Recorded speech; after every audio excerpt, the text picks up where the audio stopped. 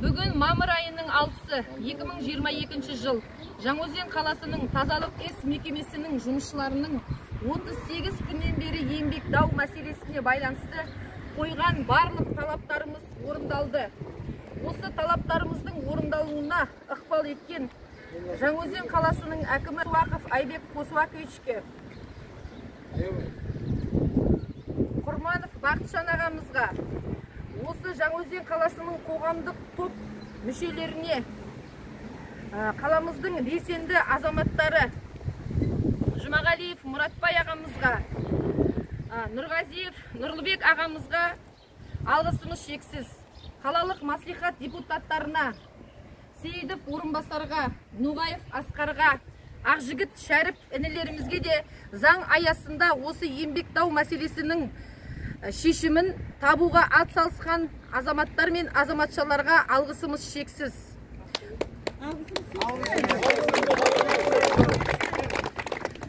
Соның ішінде Көркем әлем мекемесі, Энергосервис, Ысқақ мекемесі,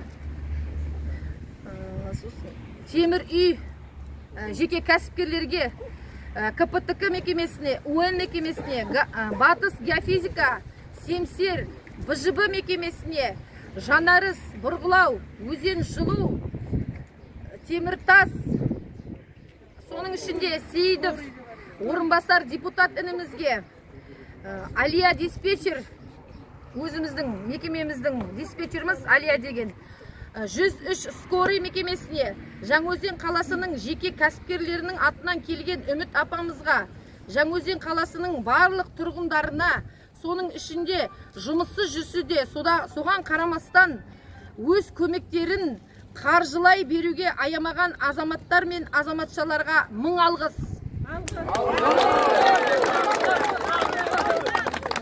Және де 38 күн бойы осы өндіріс бөлімінің жүкшісі Нұртазаева Күнай апамызға да көп алғысымыз шексіз. Біздің шай суымызды, тамағымызды дайындап, осы жерде анамыздай болған Күнай апамызға алғысымыз шексіз.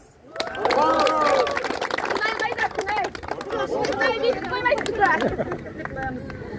Жалпы осы біздер үшін жанашыр болып, қол көмектерін аямай, моральный поддержка, финансовый поддержка берген барлық осы Жаңаөзен қаласының халқымызға, тұрғындарына, барлығыңызға да көп рахмет.